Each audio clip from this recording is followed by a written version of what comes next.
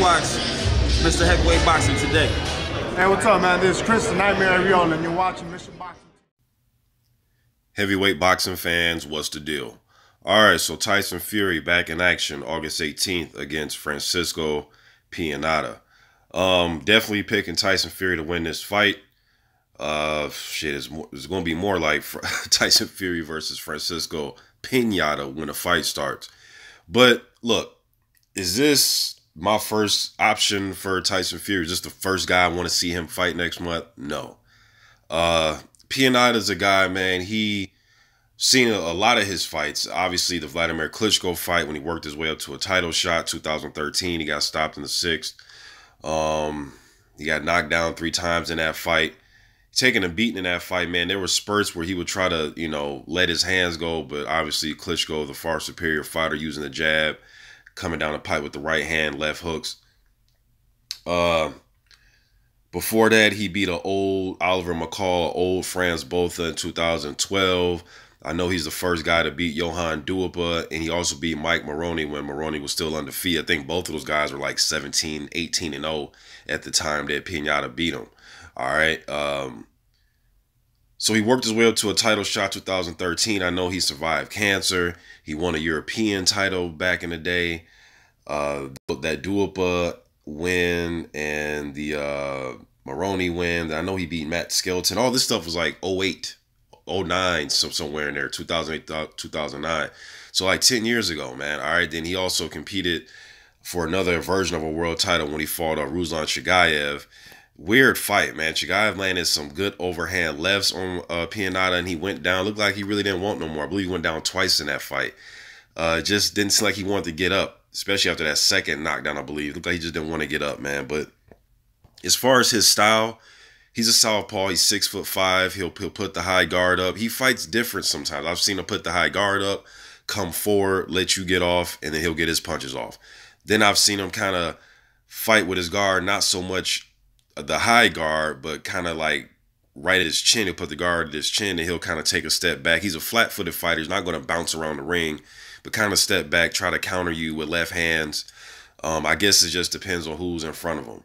You know what I mean? But for Fury to fight him off coming off a loss, Pianeta, I'm calling him Pianeta. Pianeta actually lost his last fight against a Croatian prospect, Petar Milas. And I watched that fight, man, and put it this way, I thought Pianeta, I keep calling him Pianeta. I thought that he put up a resistance in that fight, but again, there was times in that fight where he was just putting up the high guard, letting Petar just get off on him, and then he'll come out with his punches. There was even a segment in that fight, man, where he put the high guard up, went against the ropes, and Petar landed like literally, or he threw, because all of them didn't land, but there was a point where he had thrown like 30 straight punches, and Pianeta did nothing. You know what I mean? He just let him get his shots off. A lot of them didn't land. A lot of them were hitting the glove and the elbow. But it's kind of gives you ideas. Sometimes he'll just fall asleep in these fights, man. And he's not active enough. And then he'll fight in spurts where he'll either fight you off of him or he'll charge forward, and then he'll go back to just put up the high guard, pumping his jab, trying to find openings.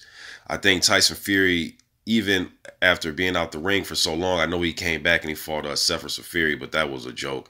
I mean, even at the weigh-in, he picked the dude up like his damn, like newlyweds. You know what I mean? Like picked him up in his arms. And did he kiss him on his cheek? No, they kissed before the fight. It was just that was a weird comeback fight, man. And I know a lot of fans were upset that he came back and fought somebody like that. I mean, you look at all the some of the great heavyweights, man. I can name a few here. I know Mike Tyson, when he came back, he fought Peter McNeely off the rip. Then he fought Buster Matthews Jr. Then in his third fight, he fought Bruno for the WBC title. His third fight back, all right? This Tyson Fury's second fight back. Everybody's not Ali. You know what I mean? Ali came back after being out for, 3 years, and he fought Jerry Quarry. Everybody's not coming back and fighting the Jerry Quarry of their division. You know what I'm saying? Trying to think of some other ones. Vitaly Klitschko was out, 4 years, came back, fought Samuel Peter right away when Peter had that title after he beat Oleg Moskayev. All right? Trying to think of another one.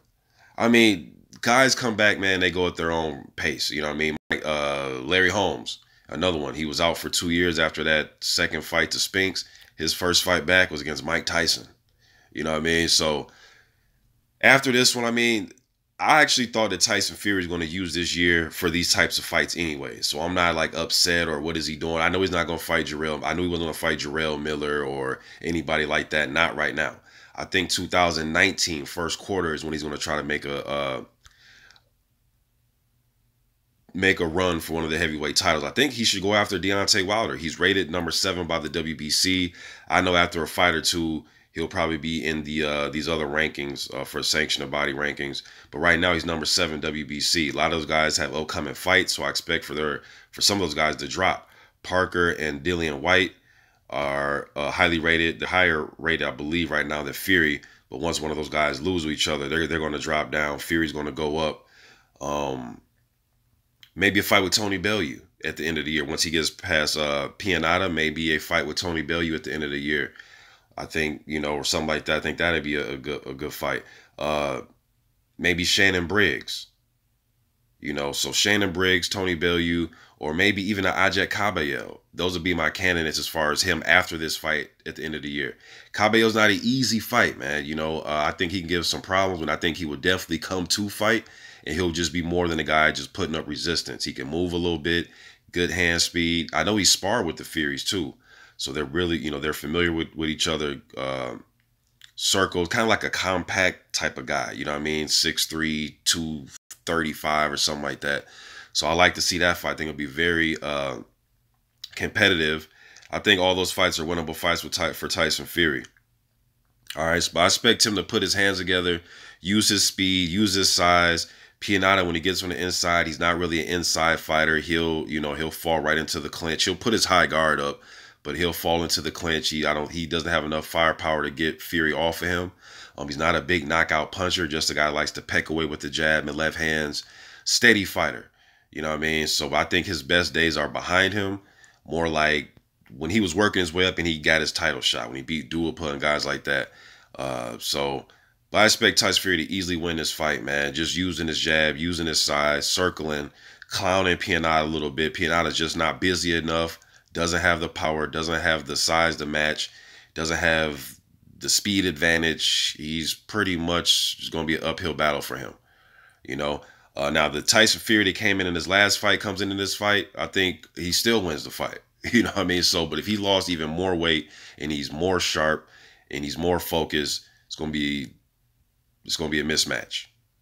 All right. Yeah, man, I'm trying to think of anything else I can cover as far as the styles. Yeah, I pretty much covered Pianeta's style. Coming off a loss, he got stopped by Kevin Johnson also. So Klitschko, Chigaev, and Kevin Johnson stopped him. Now Kevin Johnson loss was last year.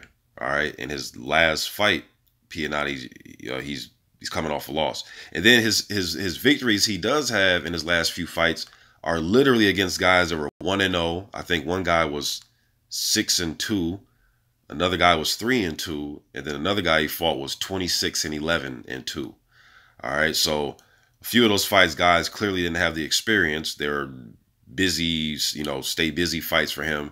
And then the journeyman guy he fought some other notable guys, but he's one of those guys that just knows how to survive in the ring. Those type of journeymen. All right, so he doesn't really have a notable win, man. It's been a long time since he had a notable win. All right. And when he stepped up, he has failed for the most part. The Duhaupas fights, those are more even fights for those guys when they're all coming up. You know what I mean? But when he stepped up against the Klitschkos, the Chigaevs, and Kevin Johnson fight, he was, a lot of people thought he could win that fight, and he was stopped in that fight. But yeah, man, you guys let me know in the comment section. Are you happy with well, I know a lot of you are not going to be happy with the fight, but did you think that, put it this way, did you think that 2018 was going to be a year where he gets these type of fights?